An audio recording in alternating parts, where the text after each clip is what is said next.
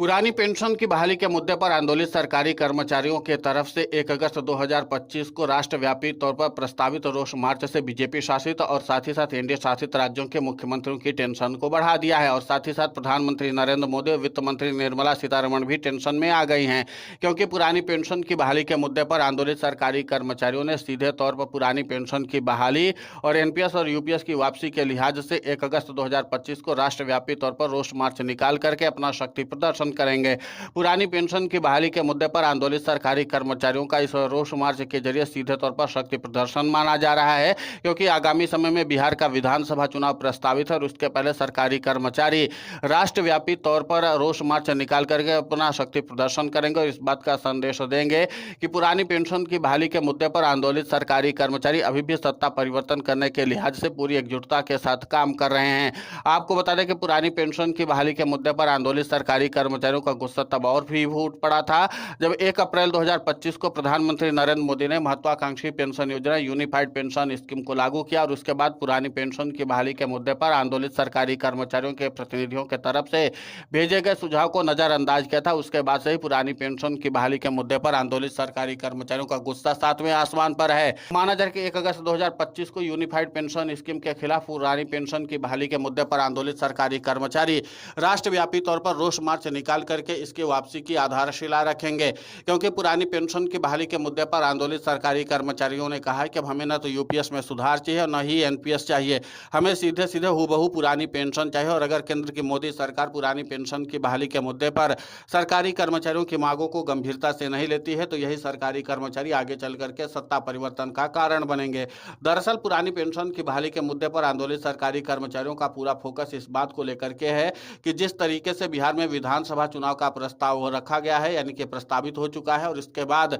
पूरे देश भर में सरकारी कर्मचारी पुरानी पेंशन की बहाली के मुद्दे पर आंदोलित हैं, लेकिन बावजूद इसके केंद्र की मोदी सरकार पुरानी पेंशन की बहाली के मुद्दे पर अपना निर्णय बदलने के लिए तैयार नहीं है। अगर पुरानी पेंशन की बहाली के मुद्दे पर आंदोलित सरकारी कर्मचारी 1 अगस्त को अपना व्यापक तौर पर शक्ति प्रदर्शन कर देते हैं तो जाहिर सी बात है कि इसका असर राष्ट्रव्यापी तौर पर तो होगा ही होगा, लेकिन बिहार के विधानसभा चुनाव में भी पुरानी पेंशन की बहाली के मुद्दे पर आंदोलित सरकारी कर्मचारी जो हैं वो पूरी तरीके से जोश में आ जाएंगे और उनकी एकजुटता भी मजबूत हो जाएगी। और इस बात का संदेश जाएगा कि अभी भी पुरानी पेंशन की बहाली के मुद्दे पर आंदोलित सरकारी कर्मचारियों का जोश हाई है। और इसी के साथ पुरानी पेंशन की बहाली के मुद्दे पर जो बिहार के सरकारी कर्मचारी आंदोलित हैं वो भी पूरी व्यापकता के साथ काम करने लग जाएंगे। और जाहिर सी बात है कि इस बार पुरानी पेंशन की बहाली के मुद्दे पर आंदोलित सरकारी कर्मचारी किसी भी हाल में बिहार में सत्ता परिवर्तन करना चाहते हैं और इसी के लिहाज से एनडीए को सीधे तौर पर पटखनी देना चाहते हैं, क्योंकि जाहिर सी बात है कि अगर बिहार में मुख्यमंत्री नीतीश कुमार को तगड़ा झटका लग जाता है, यानी कि एनडीए सत्ता से दूर हो जाती है,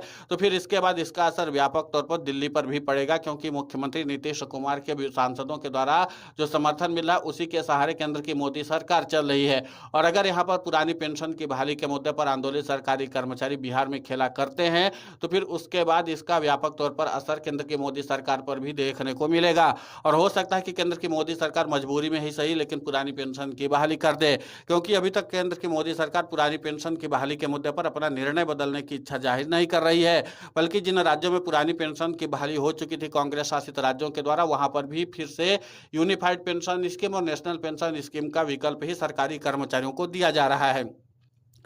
जिसके लिहाज से पुरानी पेंशन की बहाली के मुद्दे पर आंदोलित सरकारी कर्मचारियों का गुस्सा काफी ज्यादा बढ़ गया है। क्योंकि जो छत्तीसगढ़ में अभी सरकार के द्वारा सीधे तौर पर जो अब नवागत सरकारी कर्मचारी हैं उनके लिए एनपीएस और यूपीएस का ही विकल्प दिया गया है, पुरानी पेंशन का विकल्प बंद कर दिया गया है। हालांकि जो पहले से राज्य सरकार के सरकारी कर्मचारी थे जिनकी पुरानी पेंशन की बहाली हो चुकी थी उनको पुरानी पेंशन का लाभ हूबहू मिल रहा है, लेकिन इसके बावजूद जो नए सरकारी कर्मचारी होंगे उनको सिर्फ यूपीएस और एनपीएस का ही विकल्प दिया जा रहा है। ऐसे में सरकारी कर्मचारी राष्ट्रव्यापी तौर पर अपने संकल्प को दोहराते हुए एक बार फिर से अपना बिगुल फूंकने के लिए तैयार है और वो सत्ता परिवर्तन करने के लिहाज से भी अपना समीकरण सेट कर रहे हैं। पुरानी पेंशन की बहाली के मुद्दे पर आंदोलित सरकारी कर्मचारियों ने कहा कि इस बार बिहार में सरकारी कर्मचारी निर्णायक वोटर की भूमिका में हैं और ये सरकारी कर्मचारी इतनी तो भूमिका रखते ही हैं कि अगर बिहार में जिसके तरफ जाएंगे उसको सत्ता की कुर्सी पर बैठा सकते हैं। तो जाहिर सी बात है कि मुख्य विपक्षी दलों की ओर से पुरानी पेंशन की बहाली के मुद्दे को जहां पुरजोर तरीके से समर्थन दिया जा रहा है, वहीं सरकार के की तरफ से पुरानी पेंशन की बहाली के मुद्दे पर मुंह मोड़ जा रहा है और इसी के नाते से अब भले ही